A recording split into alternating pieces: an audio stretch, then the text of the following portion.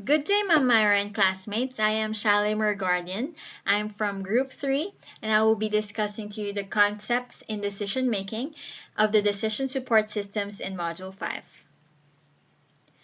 An understanding of the decision making process is an obvious prerequisite for an effective decision support system design. For us to understand the decision making process, let's have a quick recap in Module 1.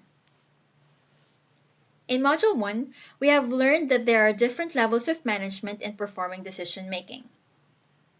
These are strategic level, tactical level, and operational level.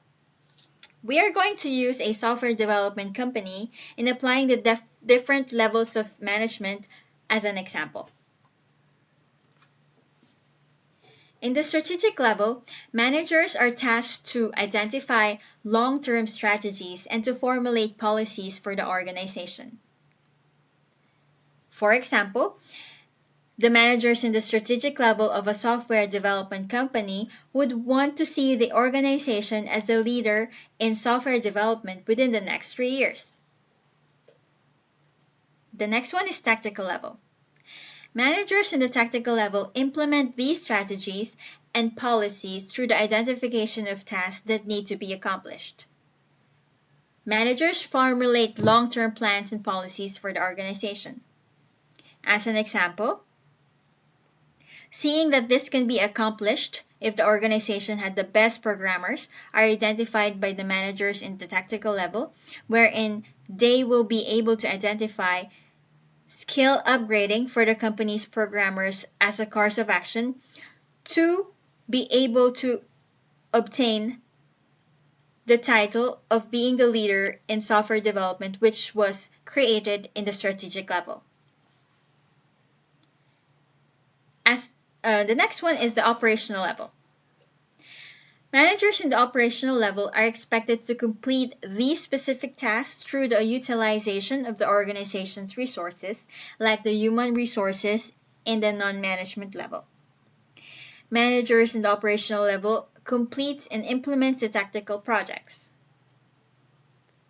As an example, managers in the operational level then facilitate the conduct of training for the organization's programmer in order to upgrade their skills.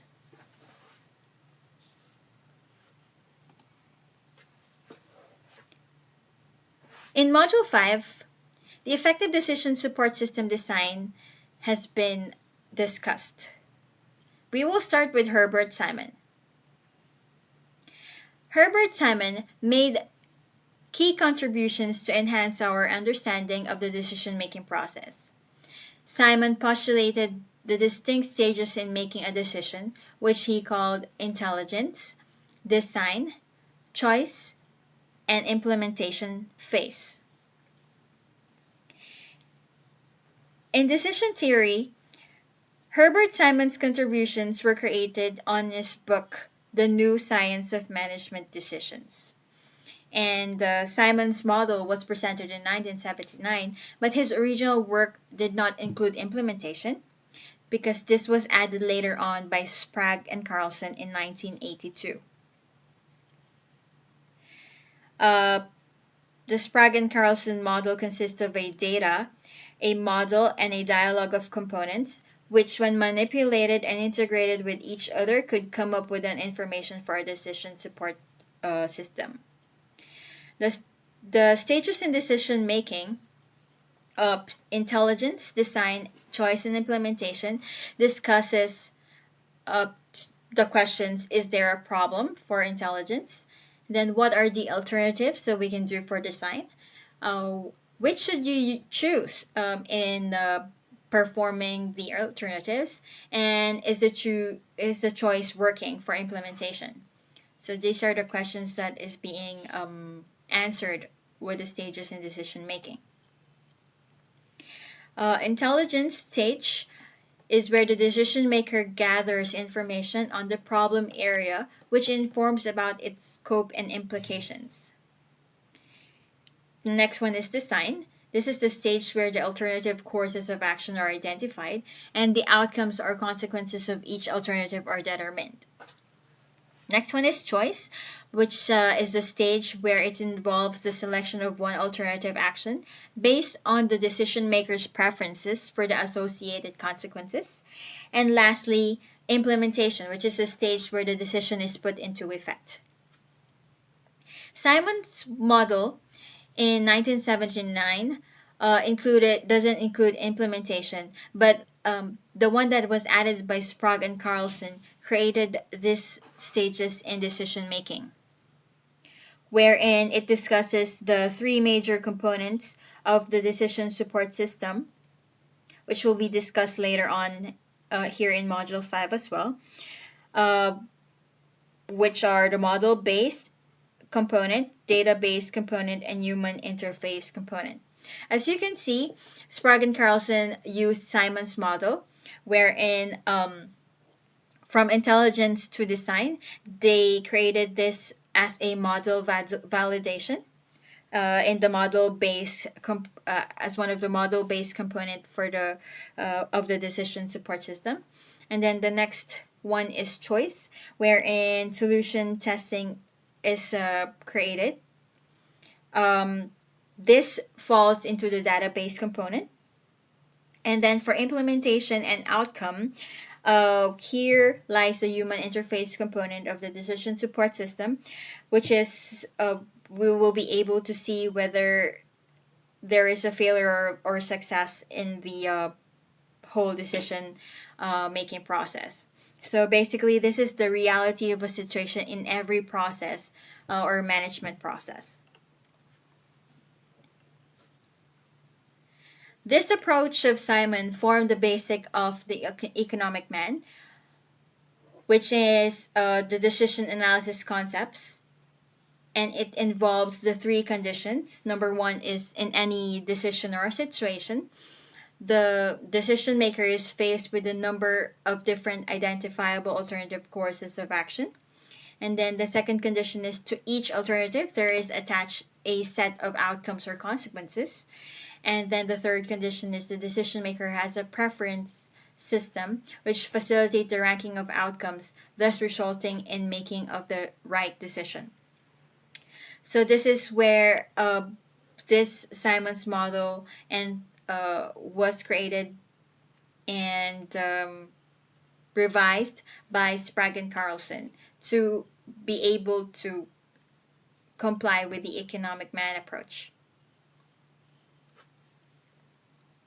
After discussing the stages that was created by Simon, the management information and decision support system can now be compared. So for a decision support system, it must provide information on the different alternatives, and support managers will be able to solve typical semi-structured and structured types of decisions involved in tactical and strategic level of the organization. And for the management information systems, it provides raw information that needs further processing to produce the alternatives, and are designed to support structured types of decisions involved in operational and tactical planning and control.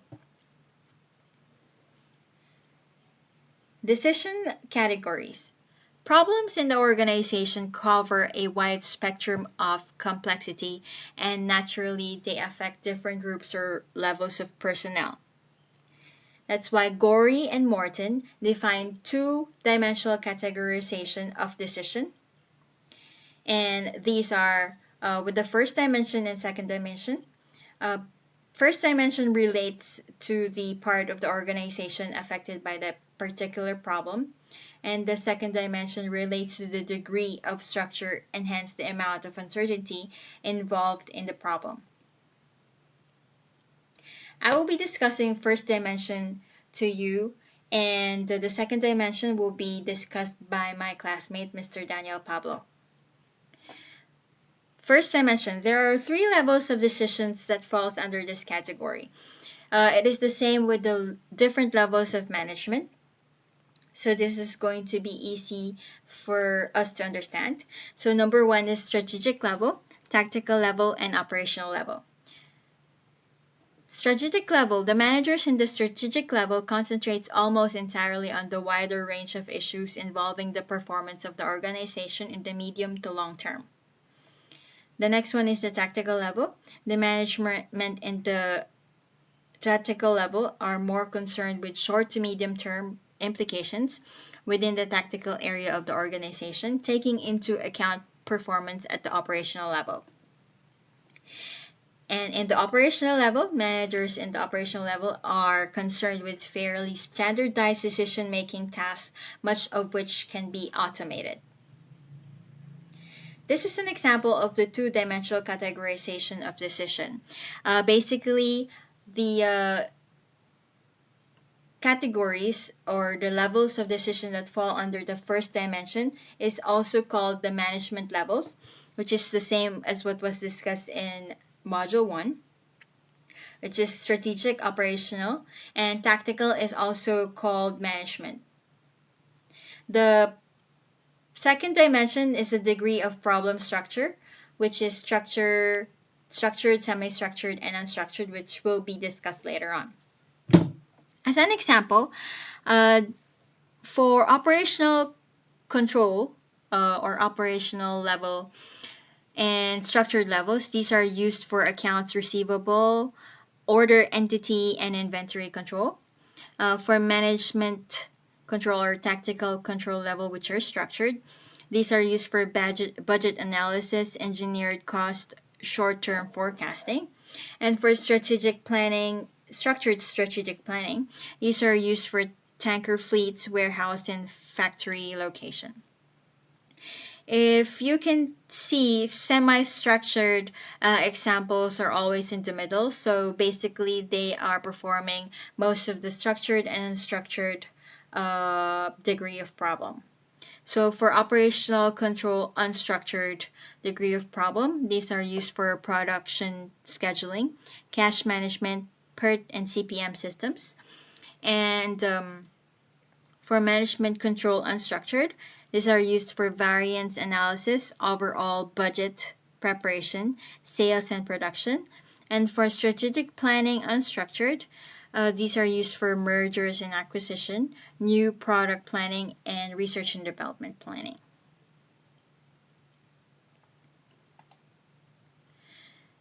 To apply this in a, let's say, a software or an auto part company, these are the given cells in the matrix. For the decision categories, operational, mostly structured, well, basically you will see that in the operational, mostly structured, there's going to issue an order request for an auto part whose stock level is 0. Tactical, mostly structured, increases the stock level of an auto part because of anticipated demand. And strategic, mostly structured, increases the stock level of an auto part because of a new law on imports. For operational, semi-structured, this is where the management will decide on whether to accept a delivery or not. For tactical, semi-structured, this is where changes in order patterns due to the opening of several new competitors will be done. And for strategic, semi-structured types, these are maybe to close a branch due to low sales and very high local taxes. And then for operational, mostly unstructured, this is where we order a new auto part that is not part of the current inventory. And for tactical, mostly unstructured, the order of a new auto part due to a numerous inquiry on its availability can be done.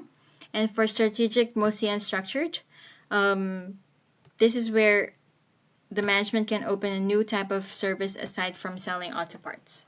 So basically, the decisions are all made using or can be made using the decision categories as per below.